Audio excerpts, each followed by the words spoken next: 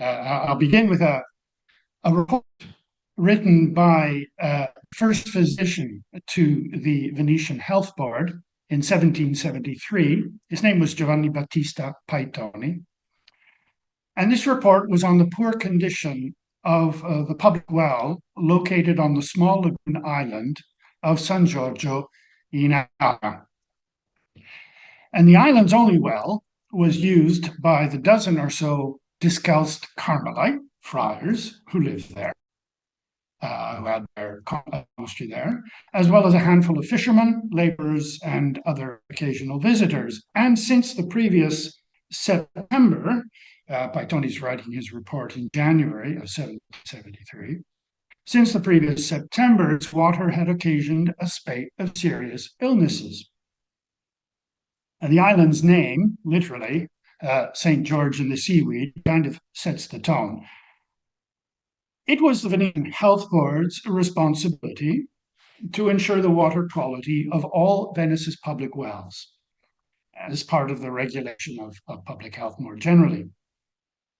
As the board's protomedico, or first physician, Paitoni provided expert medical advice to the health officers, Provveditori alla sanità, because the health officers were not medical personnel. In his report, Paitoni singled out the importance of the lone well to the islanders on San Giorgio in Alga, which he says was just as vital as the public wells in the rest of Venice. And he also emphasized the pivotal role of authorities in ensuring the good state of repair of the public wells and the provision of safe drinking water throughout the city. And finally, in taking measures to remedy the situation where it was found wanting. In his report, Paitoni says that the well, I quote, is in a hazardous state and disrepair, and its water a threat to health, responsible for the universal illness which had affected all of the island's friars, the few local and occasional visitors. The state of affairs necessitated a rapid response, he said, for the common good. He sought the advice of a consultant expert, a proto, that's the Venetian word, from the Provveditori di Comune, to report on the well's material condition. Provveditori di Comune was a magistracy in Venice that had oversight of the city's streets, bridges, and wells, so a kind of public works department. Following an inspection of the well, the consultant expert, Antonio Mazzoni, reported back that the well was in a parlous state. First of all, it was too low off the ground and subject to saltwater incursion at high tides. It was the spongia, the sand layer, so that the rainwater, which drained into it, brought with it, unfortunately, a full load of earth, silt, and other impurities, which he said ferment, causing, I quote, those putrid and malignant illnesses whose outcomes cannot be foreseen. He goes on to say that its underground outer walls were cracked, and then because of their proximity to graves, and I quote, every time that a noxious quality of water penetrates inside, even if it's not much, is enough to spoil and render unhealthy any well. Now, if we compare, there's an image of the island probably looking much better than it did in reality. If we compare the well on San Giorgio to a fully functioning Venetian-style well, pozzo alla veneziana, or what I'm preferring to call a well cistern, we can appreciate, I think, just how poor the well on San Giorgio in Alga was, and why it was reputed to have engendered such serious illness. Writing in 1805, the hydraulic engineer and consultant for the Magistrato alle Acque, Pietro Lucchesi, praised ability to make virtue of necessity by channeling the only available fresh water, rainwater, into underground cisterns, like this one here. Sorry, that's just my kind of mock-up, a bit amateurish, but it'll have to do. The process ensured, and I'm quoting from Lucchesi, that the waters are most perfectly filtered before they center in the center of the well from which they are drawn. Particular design and structure of Venice's rainwater cisterns used locally sourced materials, sand and clay, to imitate nature. Entering the well cistern through strategically placed openings in the surface paving, known as the pilelle or gully grates, the rainwater then slowly filtered through a substantial sand layer, known in Venetian as the spongia, quite literally sponge, before eventually depositing in the shaft immediately underneath the wellhead. And then we have the outer walls of the cistern underground made of a impermeable clay, and those walls were known as the creta, which were to keep impurities out and brackish water out. As a result of all this, Lucchesi says, Venice can boast of having clear, fresh, and healthy drinking water, better even than fountain or spring water. At the same time, Lucchesi also details the two chief limitations of this cistern system. The first, well, all of them regard water, either too little or too much. So the first of these limitations was the need to top up wells with fresh water during periods of prolonged drought. This was done by watermen who brought river water from the river Brenta over in barges and then poured them into the gully grates so they could filter through the sand.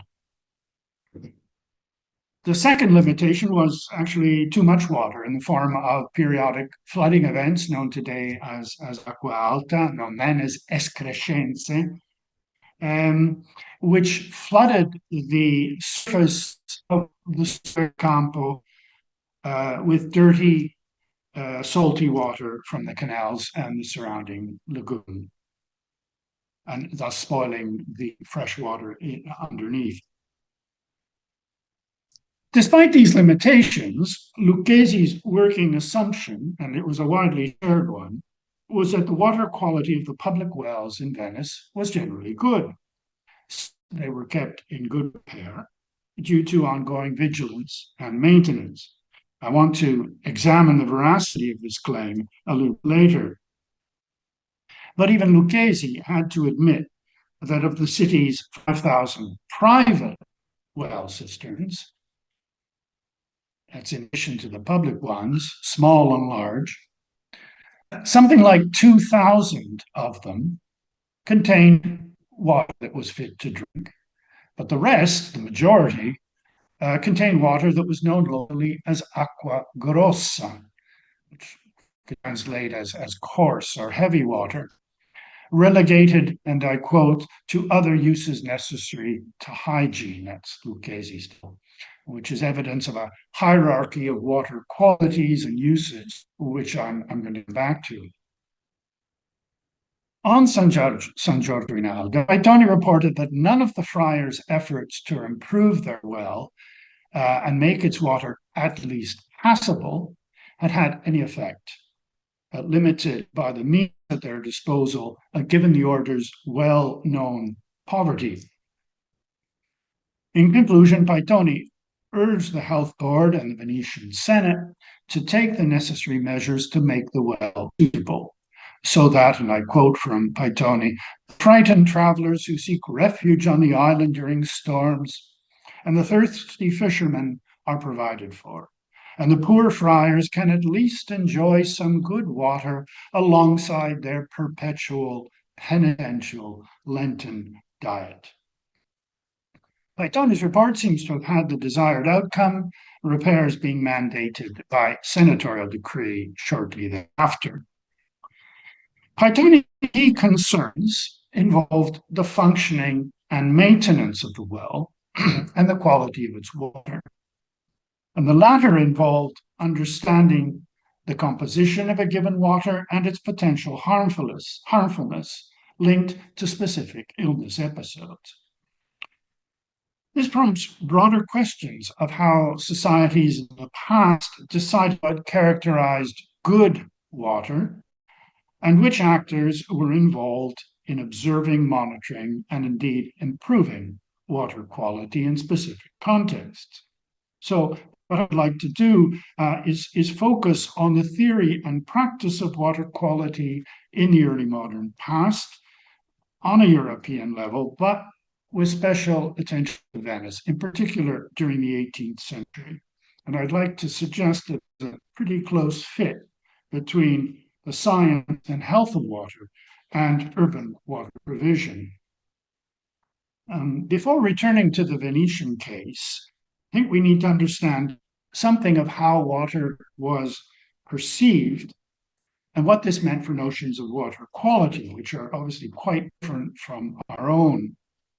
And I'd like to say something too about the increasing role of water analysis and the perceived links between certain waters and disease. Now, what was meant by water quality in the early modern period involves a language and conceptualization that's quite different from ours. The historiography of the subject has tended to focus on the increasing use of an evolving field of experimental chemistry to determine the content of mineral waters, which was itself motivated by the use of these waters in medical therapeutics.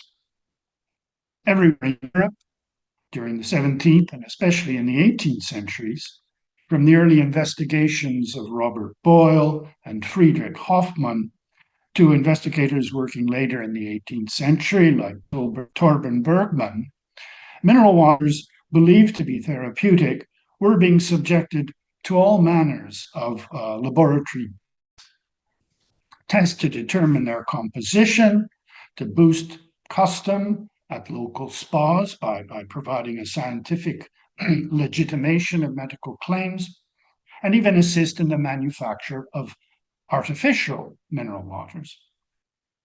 And in the process, the analytical techniques employed became increasingly standardized. And here are some of the works I'm thinking of and I'll be quoting from, just to give us an idea. Most of these works also discussed common or ordinary waters. And this has really been kind of overlooked by historians. Otherwise, the historical study of the analysis of plain or everyday drinking water in urban environments generally begins with the 19th century. I'm thinking in particular of the work of Christopher Hamlin. Probably the most important feature of water in the pre-modern period from antiquity to well into the 19th century, and the most different from our own perspective, was its plurality. Every occurrence of water was considered distinct. The modern scientific abstraction that is H2O is radically different from the classical notion of each manifestation of water being unique in its properties, characteristics, and effects. Just a taste of water there. And so for this reason, I think it's best that we speak of waters in the plural, the way our source did. And this plurality of waters manifests itself in 17th and 18th century approaches to water quality. Where quality essentially refers to water's prominent physical characteristics, its composition.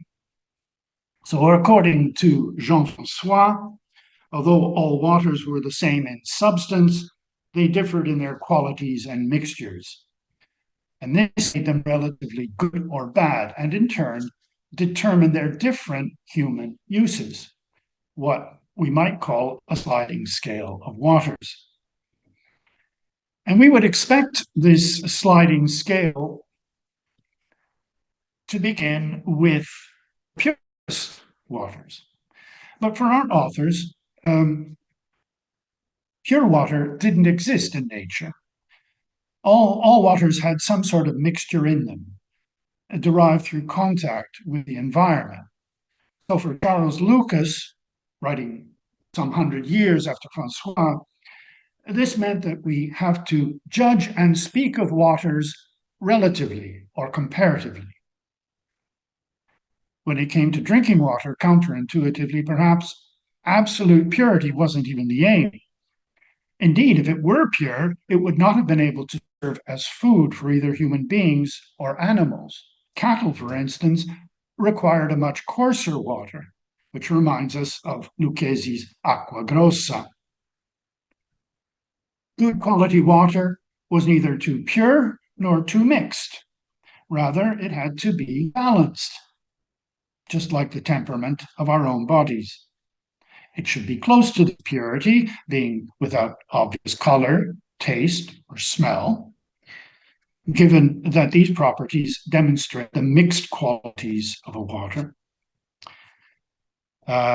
In a short treatise devoted to the waters of the Seine, Antoine Augustin Parmentier likewise stressed the purest water wasn't necessarily the most suitable for drinking and other domestic uses.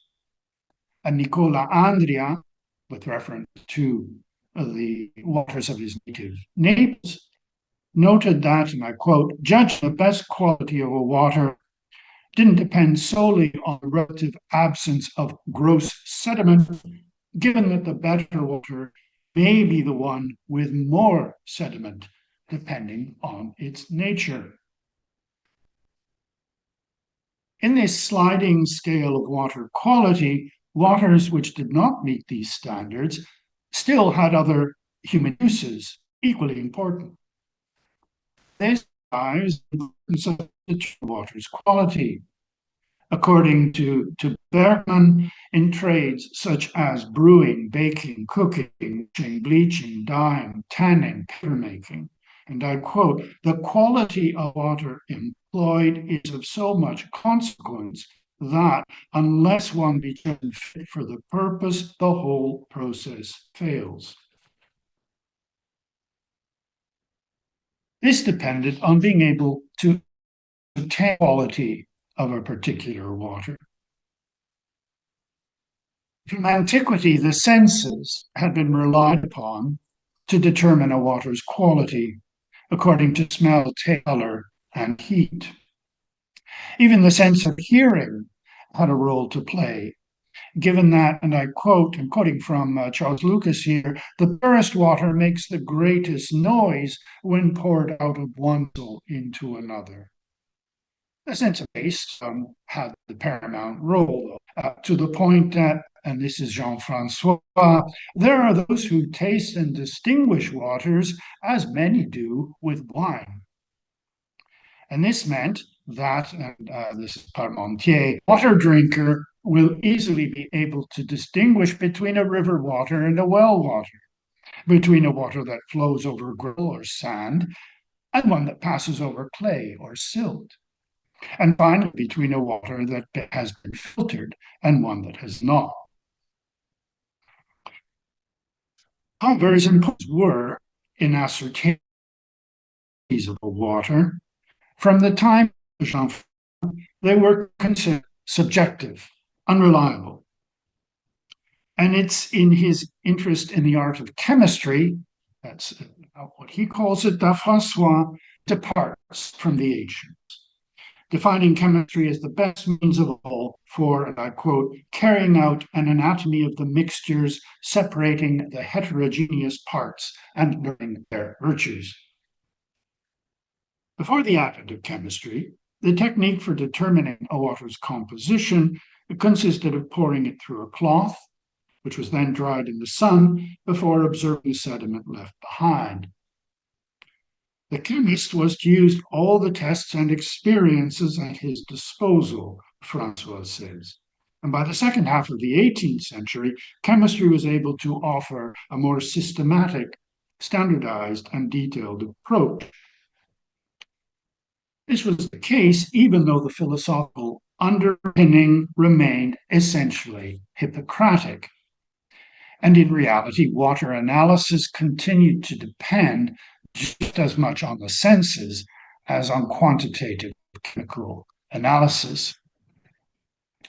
In part one of his essay on waters, which is on ordinary or simple waters, Charles Lucas surveys the different types of water, their qualities and heterogeneity, before looking at the trials and tests that have been and can be used on any water, I quote, whose purity we would prove or whose composition we would explore. He concludes sections analyzing each of the common waters of London, much the same way that Andrea would later use for Naples and Bergman for native Uppsala. Lucas explored the methods used for present salts via evaporation and or distillation and separating them out. This includes mercury salt, the presence of which can be identified, he says, first of all, by its well-known taste, not equaled by any other salt. Lucas anticipates Andrea in his analysis of a single city's different waters, complete with a step-by-step guide and practical advice on how he carries out the analysis, mostly involving reagents. Lucas's analysis of London's waters comes down to determining the quantity of sediment in the various water sources, measured in apothecaries' grains, which probably suggests a chemical debt to pharmacy when it came to the procedures and expertise and the various natures of the sediments. So what did these notions of water quality and the methods used to ascertain this mean for the link between water and disease, the link before the arrival of Asiatic cholera and the eventual causal connection between microorganisms and disease? After all, the medical personnel who participated in the case with which I began this chapter, from Paitoni, as well as patient reports that he submitted with his report. Anyway, none of these people were in any doubt that there was a direct link between the use, the generic sense of the well water on San Giorgio in Alga, which they judged unhealthy, and the cases of what they called periodic and recurrent fevers. Water's quality or composition might be considered dangerous to health, but so too were its temperature or the time of the year, the specific environmental circumstances, and of course, the condition of the person drinking the particular water.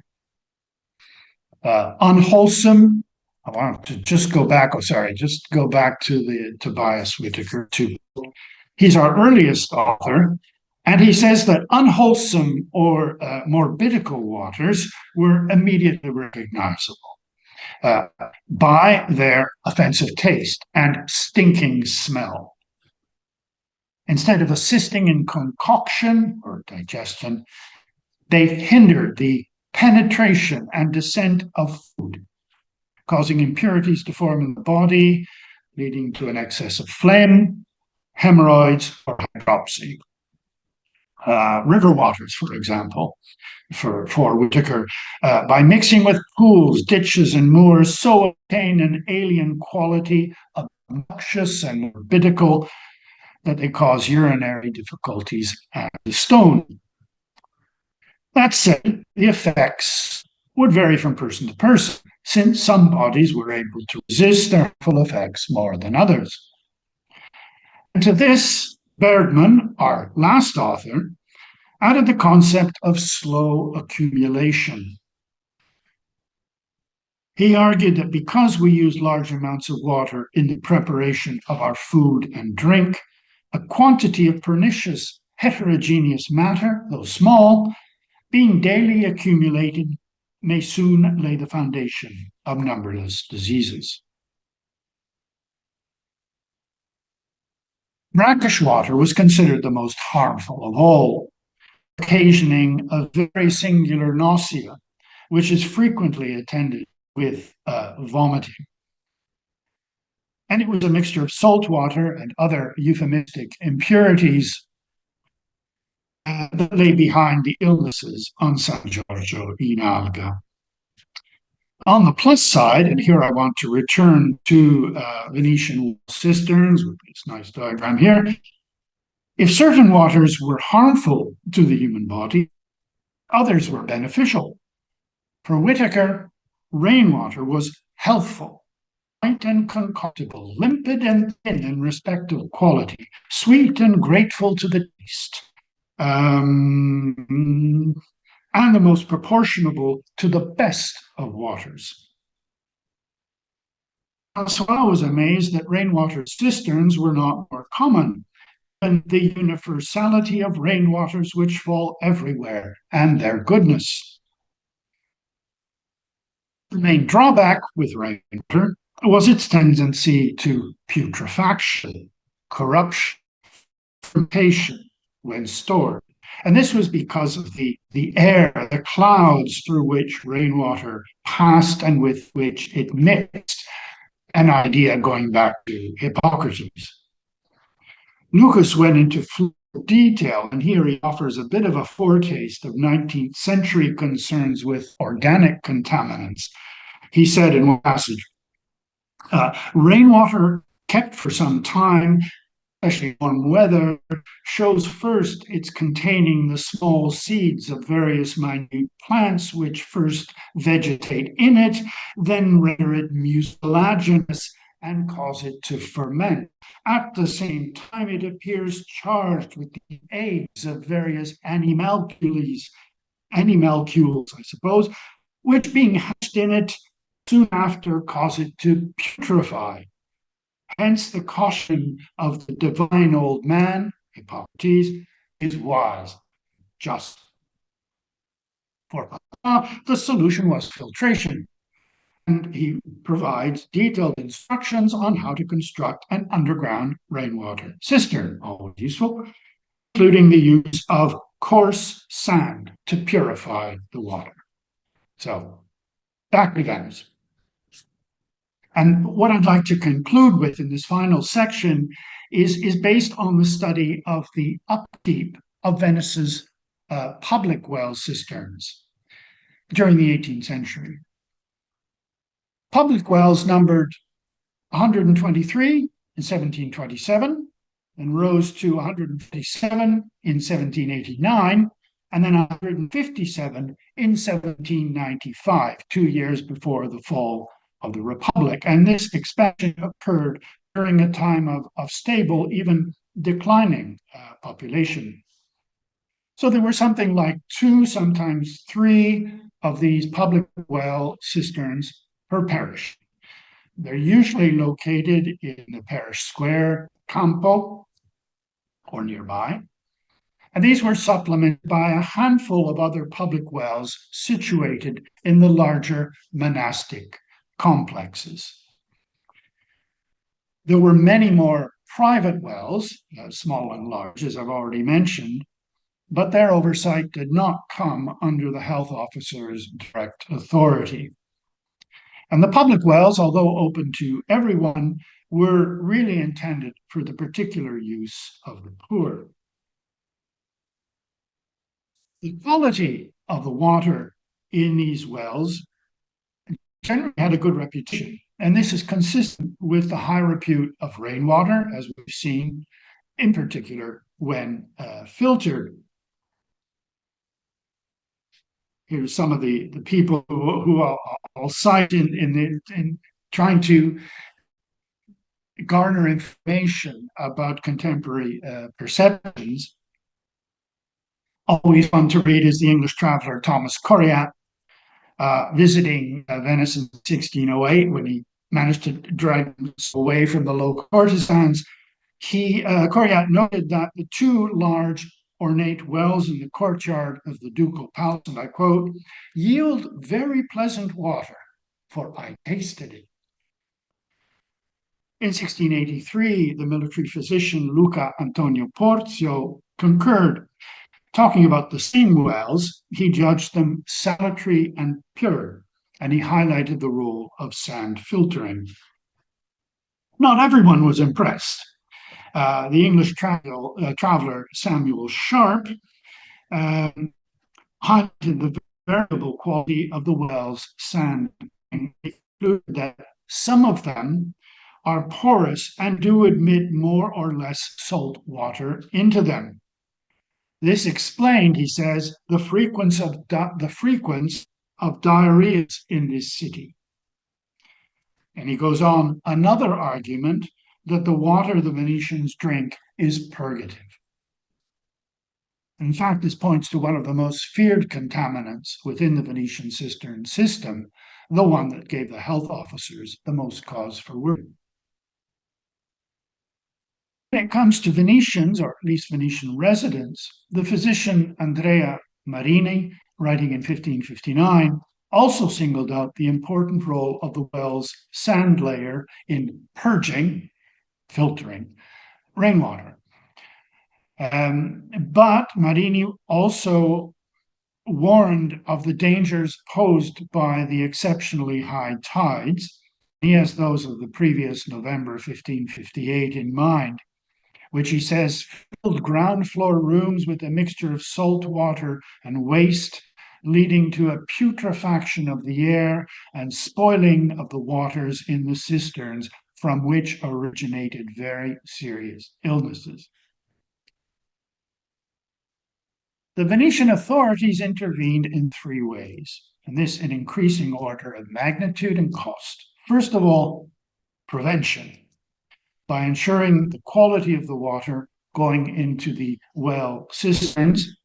Secondly, by pumping out and refilling the well cisterns following episodes of acqua alta. And thirdly, the maintenance and reconstruction of the well cisterns themselves, including new builds.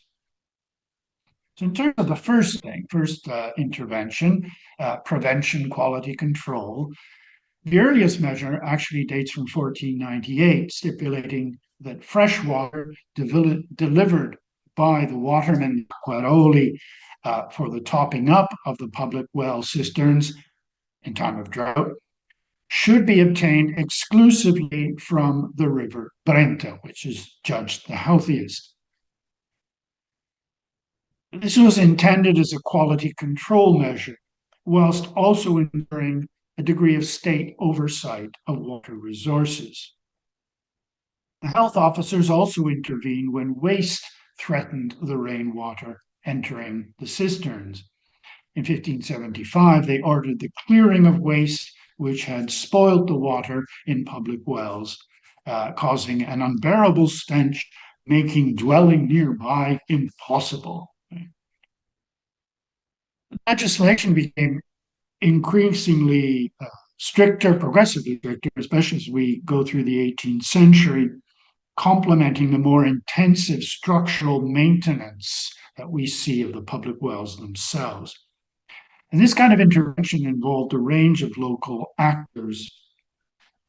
The statutes of 1725 regarded, on the one hand, the role of the Acquaroli, these watermen, now tasked additionally with observing the repair of public wells damaged by salt water, measures being taken. And on the other hand, the Provveditori di Comune, these public works officials who act in tandem with the health officers to ensure the well systems were kept in good repair, good physical repair, and also to ensure that butchers, poulterers, vegetable sellers kept the areas around their stalls clean, which to avoid the tainting of the well water. And finally, street sweepers were to sweep the squares clean of waste and clean out the gully grates. Especially where trades like, I don't know, butchery was the worst, I guess, were being carried out in these public squares. And in 1756, the capi contrada, who were parish heads, so every parish, were tasked with reporting to the health officers any disorders regarding the public wells, particularly in terms of negligence. But in Venice, there's always a system of checks and balances at work. And so the role of the capi contrada, these parish heads, was complemented and eventually superseded by a role of the fraterne dei poveri. Fraterne dei poveri literally means brotherhoods of poor. And these were parish-based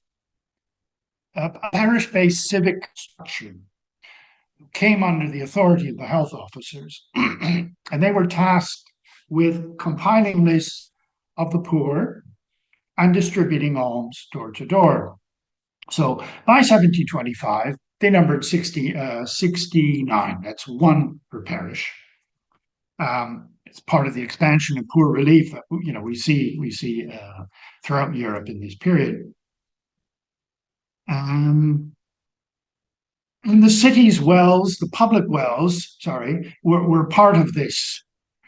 They were to be considered, and I quote from one statute, merciful sources of public charity that flow for the relief of poverty.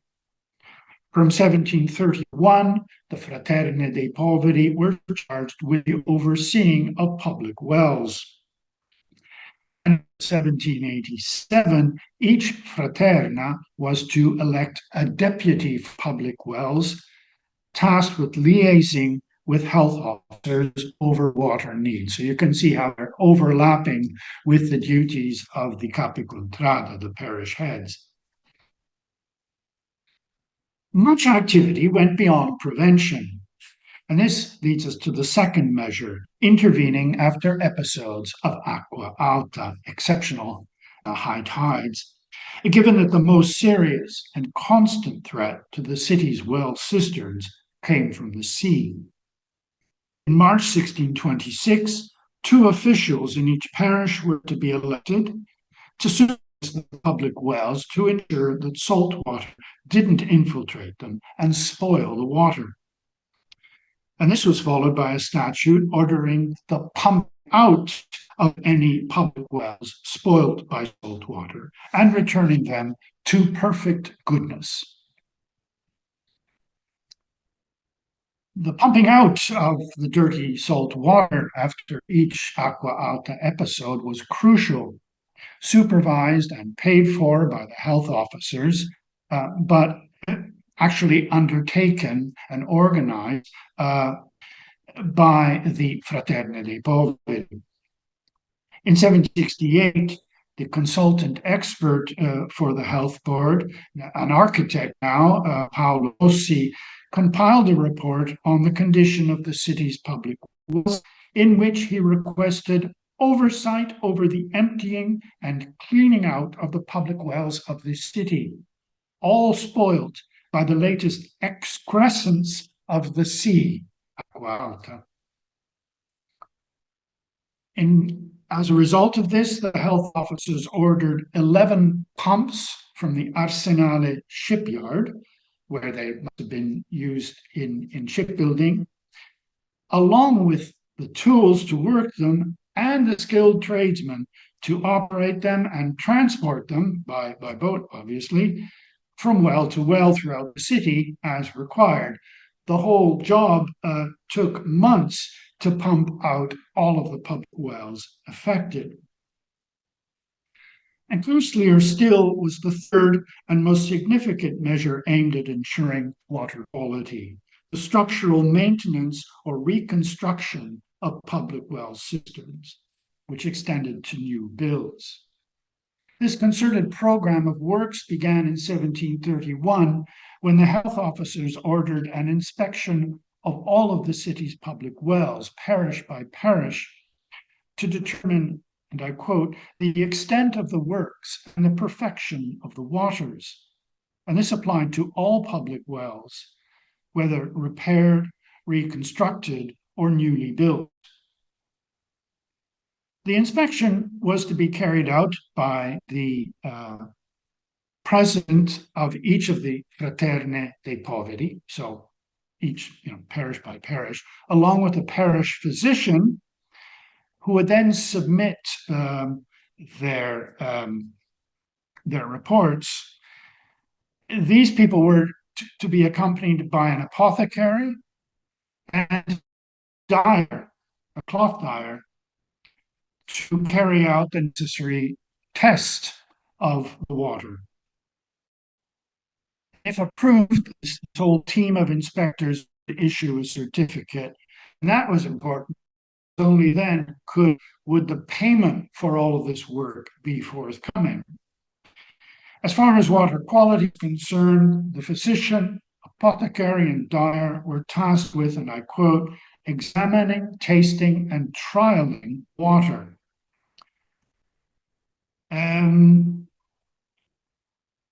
We can really only hypothesize, unfortunately, and based on what we've learned in previous discussion about water quality and analysis, what these inspections might have entailed. I find it interesting that later on, this function of inspection would pass to the architect engineer, and so no longer medical personnel. Making a defective well suitable for human use again was no simple matter, and construction costs were substantial, going into the thousands of ducats. The expense was ultimately borne by the Venetian Senate in collaboration with both the health officers and these public works officials. But it's an ongoing procedure from the 1730s to the end of the Republic of new work, of restoration work, or new builds being carried out, inspections, and then payment forthcoming to the builders, and then opening the public well to use. And it was no rubber stamp exercise, this inspection, because if the quality either of the build or the quality of the water was judged substandard, payment wouldn't be forthcoming, the well wouldn't be accessible. But in the case where it was judged substandard, say, it didn't mean the well was necessarily closed. For example, in one case, water the cloth dyers were able to use the water in the months when the quality of that well water was judged insufficient. Once it was judged of good quality, say, I guess it had been refilled by the acquaroli, these watermen, then it passed into public use and the dyers were no longer allowed to use it. All of this was a vast undertaking carried out over decades and costing lots of money, thousands, tens of thousands of ducats each year. Just to give you an example, by 1768, Venice decided that even restoring wells is not enough to prevent incursions of acqua alta. You actually need to raise the entire level of the campo by something like 0.5 meter, as well as the well head, and that means digging the whole sand layer, reinstalling it underground. This is a plan for the Campo of Santa Maria Formosa, one of Venice's largest, not too far from St. Mark's, by the same consultant expert, Mazzoni, advised our Protomedico Paitoni, with which we began. And it also extended to works on minor wells, on smaller islands like San Giorgio in Alga, with which we began this talk. But even that costs me like several thousand ducats, including labor and materials. So in conclusion, Venice was something of a precursor when it came to ensuring the safety of its freshwater supply. which began with the use of sand filtering as part of procedure of water capture and extended to the routine inspections I've just been talking about. In part, this was out of sheer necessity, given the city's fragile environment and given its utter reliance on rainwater-fed well systems. When it came to the theory and practice of water quality in 18th century Venice, there was thus a close fit between the science and health of water and water provision. This implementation necessarily involved a range of actors. It was a combination of lay officials, like the health officers and the public works officials, and their respective consultant experts, like Paitoni, with which we began, but also architects like Mazzoni. And whilst physicians were the purveyors of knowledge when it came to understanding the quality of water and its analysis, in Venice, it was increasingly non-medical men who applied this knowledge, such as some of the architect consultant experts and construction overseers who eventually did the inspections. And in addition to these, we have the many trades involved in well maintenance, repair, and construction, from the officials of the Fraternity dei Poveri to the parish heads, to master well builders, to the pump operators, the acquaroli, the watermen who delivered the water from river water, and as well as general laborers. All of this concerted activity, from medical inspections and well cistern maintenance to radical reconstructions and new builds, demonstrates a ruling class able to respond to needs and pressures as they arose, with both the latest technology and with large sums of money. Set against the broader picture of the piecemeal, pluralistic, and unequal water access typical of early modern cities, the cistern system of Venice and the other lagoon islands was nonetheless able to keep pace with changing demands for good quality fresh water for the poorest in society. The development challenges the inertia which supposedly characterizes the pre-modern hydrosocial system. Other cities in Europe also enacted programs of water-related renewal and maintenance during this time. Amsterdam is a case in point. In Venice, the expansion of freshwater provision can be seen in the context of significant infrastructural improvements during this period.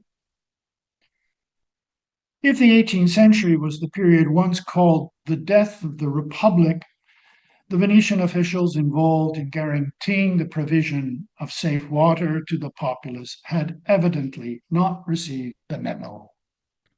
Thank you.